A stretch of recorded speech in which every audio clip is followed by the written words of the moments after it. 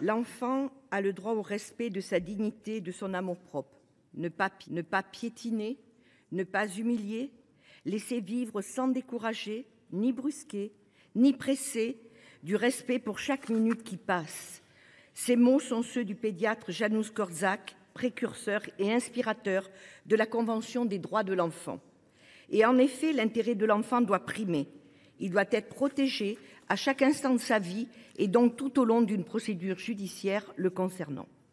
Cette proposition de loi poursuit cet objectif et je nous en félicite, mes chers collègues.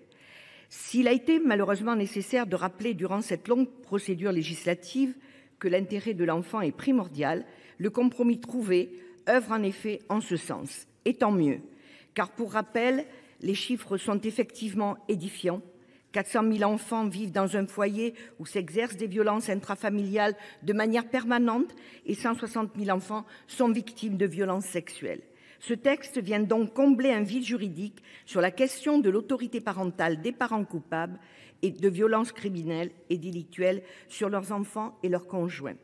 Alors que la saisine du juge aux affaires familiales n'est pas toujours effective et que les délais actuels pour obtenir une date d'audience sont trop longs, le retrait et la suspension de l'autorité parentale restent pour l'instant des possibilités trop peu appliquées. Il était donc urgent de rappeler dans la loi que la préséance est l'intérêt de l'enfant. Tout enfant doit être protégé, y compris de ses parents quand il le faut. Un parent violent vis-à-vis de l'enfant ou de l'autre parent, ou un parent incestueux ne peut continuer à exercer l'autorité parentale ainsi que les droits de visite et d'hébergement. Si cette déclaration paraît évidente, elle est désormais légalement automatique. Il est toujours bon de rappeler que l'intérêt supérieur de l'enfant prime sur le droit des parents d'influer sur sa vie. C'est bien le parent agresseur qui brise la famille. Il ne peut dès lors que perdre ce privilège. Je ne peux que déplorer les nombreux témoignages recueillis notamment par la Ciivise de mères séparées s'inquiétant de laisser leur enfant repartir chez le père incestueux, d'un enfant obligé d'aller chez le parent violent en attendant un jugement, de pères agresseurs déposant une main courante contre la mère protectrice, refusant de laisser leur enfant légalement contraint de retourner chez leur bourreau. Malgré les avancées législatives de 2019 et de 2020, les enfants ne sont toujours pas assez pris en considération. Et à ce moment de mon propos, je souhaite saluer le travail remarquable réalisé par la Ciivise, avec à sa tête le juge Édouard Durand, qui a abouti à la formulation de 82 préconisations. Puissiez-vous, Monsieur le Ministre, faire en sorte pour le bien des enfants que le juge Durand et son équipe soient en mesure de pouvoir continuer à croire et à protéger les enfants. Nous savons que les conséquences sur l'enfant au long terme sont atterrantes et les études et statistiques glaçantes sont sans équivoque. 60% des enfants témoins de violences souffrent de stress post-traumatique. 50% des victimes de viol durant leur enfance ont fait une tentative de suicide.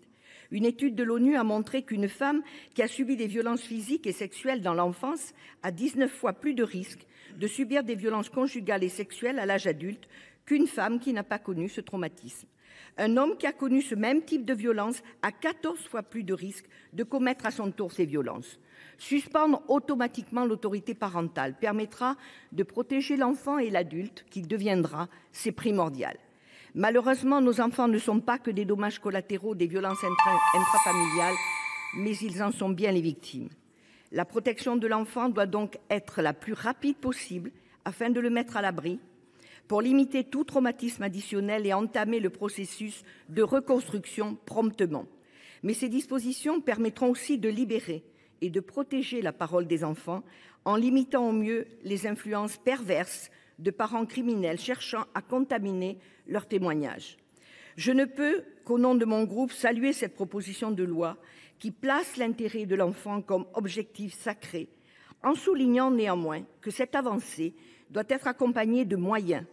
La balle est désormais dans le camp de l'exécutif pour faire baisser les chiffres édifiants que j'ai cités et pour que la dignité de l'enfant soit préservée. Je vous remercie. Merci.